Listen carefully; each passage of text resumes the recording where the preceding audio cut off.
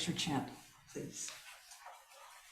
An unsurpassed, penetrating, and perfect Dharma is rarely met with, even in 100,000 million kalpas, having it to see and listen to remember and accept. I vow to taste the truth of the Tathagata's words. Good morning, everyone. The talk today is Touching the Buddha Within. And this is actually the title of the last chapter of Thich Nhat Hanh's commentaries on the Buddha's teaching in the book where we've been studying the heart of the Buddha's teachings. And this chapter opens with a rather poignant story that Thich Nhat Hanh writes. And it's of an experience he had over several days when he and a few others that were very close to him sat atop Vulture Peak in India, where the Buddha sat and offered many of his teachings, most of which are recounted in the Lotus Sutra. And as they sat there for these days, seeing the sun rise, he realized that the Buddha had looked at the same setting sun with the same eyes. At the end of the day, when Thich Nhat Hanh and the others descended the mountain, much as the Buddha must have, walking slowly and mindfully and in silence, and he writes of that moment, and I quote him, that since that day, I've continued to walk in the same way. And this was 1968. And he speaks in this beginning, just in these few paragraphs in the beginning of the chapter, about the beauty of Vulture Peak.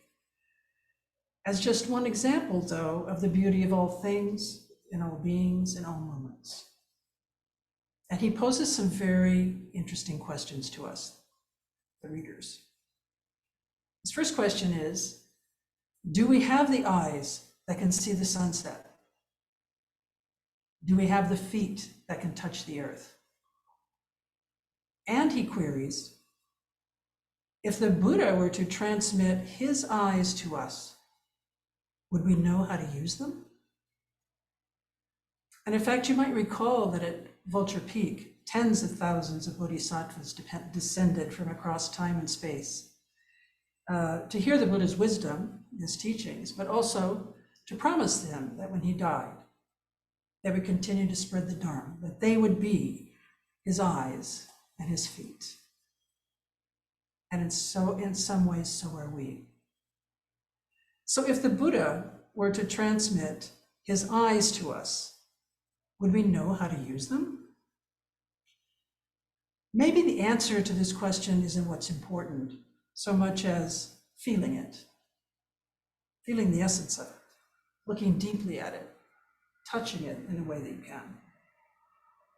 And Thich Nhat Hanh actually offered the teachings of the Buddha's eyes, not in this book, but he has a teaching in which he speaks of 5 eyes, another list for us. And I just want to briefly share them with you. There's, of course, the physical eye, which for humans is rather limited in the natural world. Just think of the keen eyes of an eagle in flight looking for prey. This made me think of my greyhound who died a few years ago, Adrian, who as a sight hound has a 270-degree range of vision and could see up to a half a mile.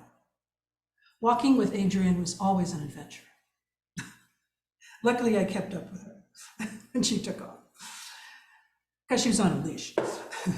Heavenly eyes, in some traditions, the first one is heavenly eyes. And in some tradition, these eyes refer to gods or the eyes of goddesses.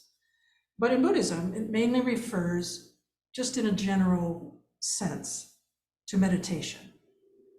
Our capability to see beyond what our physical eyes are capable of. And also, interestingly, in the modern world, it can refer also to any instrument that we might use to see beyond. For example, a telescope. Wisdom eyes are those eyes that see the truth of emptiness, this important teaching of Buddhism. Dharma eyes are the eyes of mindfulness. And Sangha eyes, which we all have here, are those of interbeing and interconnectedness. And lastly, Buddha eyes look deeply and touch deeply, bringing us into the present moment. And we cultivate each and all of these on our path to awakening. In fact, we might say that seeking to see the Buddha's eyes is what drew us to Buddhism and maybe Zen in the first place. Perhaps we were drawn to this practice to awaken to how things really are as a path to seeking meaning for our lives. And through practice, we begin to feel and see a more mindful way to live. As you remember, briefly again, Thich Nhat Hanh wrote many times in this book about the seeds, this reservoir of possibilities that we all have. Greed, hate, delusion, betrayal for sure, but also love, understanding, compassion, kindness, all available at all times. And which seeds will we nurture? Which seeds will we water? Which seeds will we take care to not allow to grow? And this was, our mindfulness is always in relation to others, to ourselves, and to other things as well. So we can say that we are all co-responsible. We inter-are, to use this beautiful expression of Thich Nhat Hanh's. So through our practice, we began and we continue to develop understanding and compassion, these vital energies that we nurture, and we can see more clearly their fruits of lessening and alleviating suffering of ourselves, others, and the earth. And he says, perhaps in this way, we've already found some meaning for our life.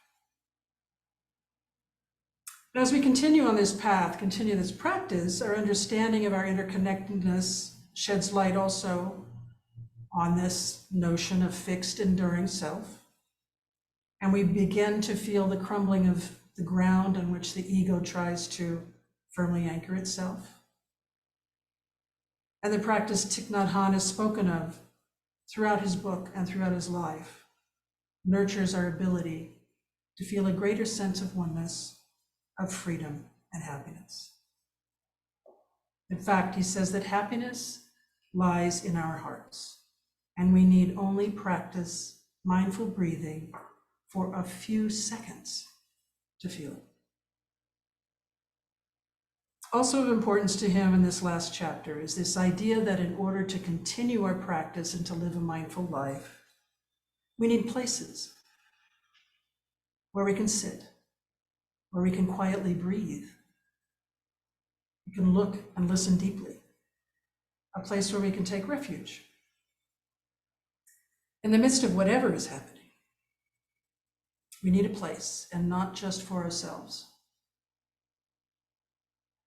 Thich Nhat Hanh devotes a few of the pages in this rather short chapter to encouraging our efforts to create these places for others, to engage our legislators, our business people, educators, architects, artists, to create spaces where everyone can find and practice peace, harmony, and deep looking, he says.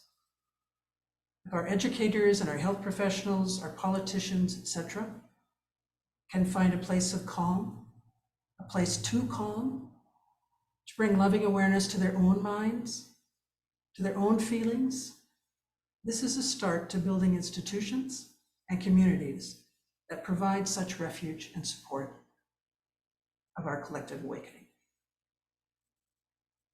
And to do this, we must first touch the Buddha within ourselves. We must enter the heart of the Buddha that is in each of us. And this means being present for ourselves, our suffering, our joys, and for that of others. And it means to touch the world of no birth and no death. The realization that the Buddha expounded on often, but a realization also expressed, in fact, this is how I first understood it, by scientists.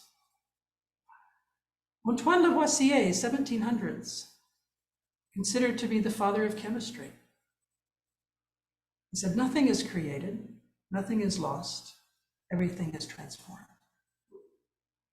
And of course, Einstein's famous law of conservation of mass and energy, saying that although energy may change form, it cannot disappear altogether, nor can it be created.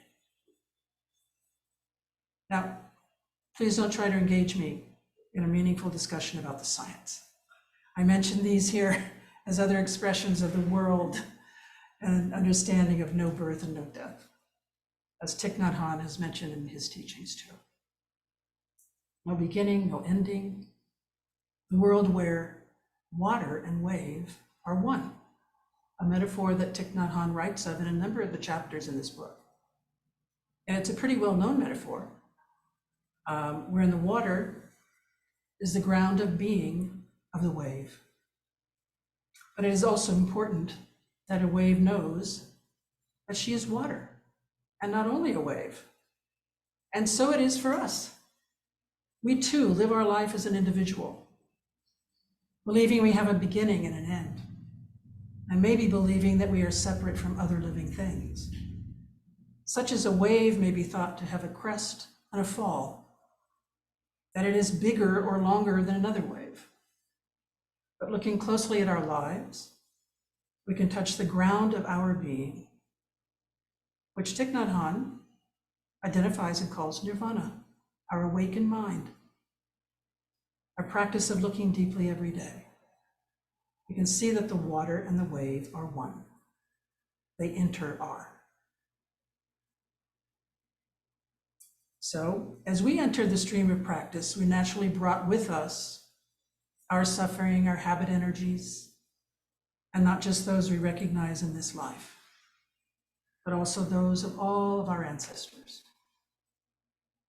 We're often unable to recognize our suffering and our sources of our suffering, but our effort to bring attention to this supports our greater awareness of them and supports our learning of new habits. And slowly, our old habits unravel and we find ourselves more present. We're able to be open to the present moment. And it seems so very important here at the end of Thich Nhat Hanh's commentaries that he ends with a paragraph about us being wonderfully together. Those are his words, wonderfully together.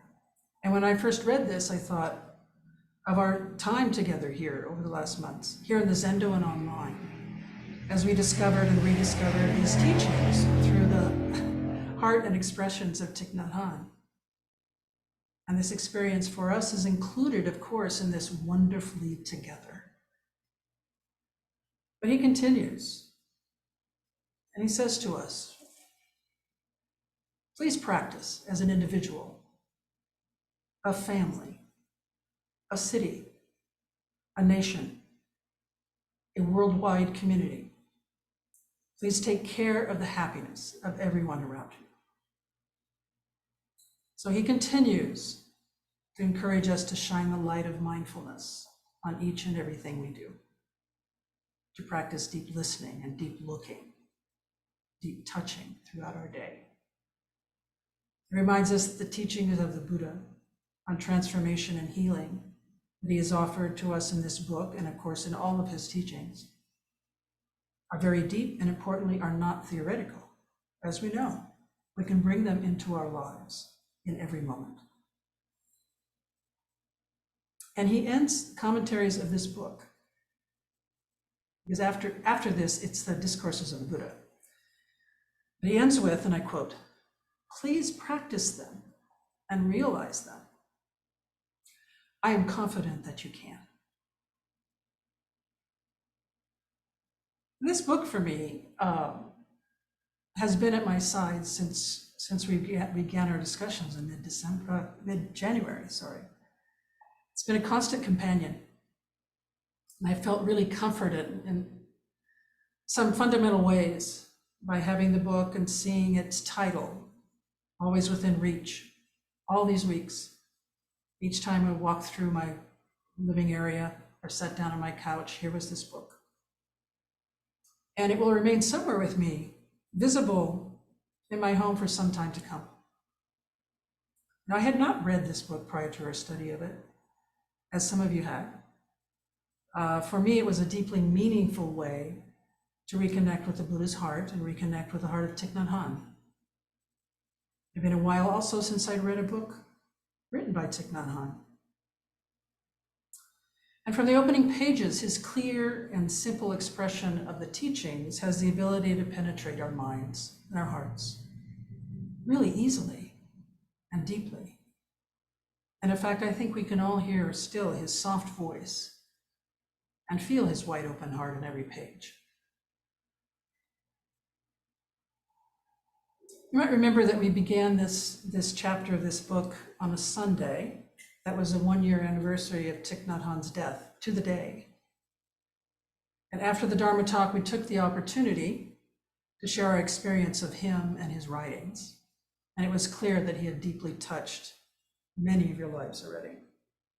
In fact, many of you began your Buddhist journeys with a book by him.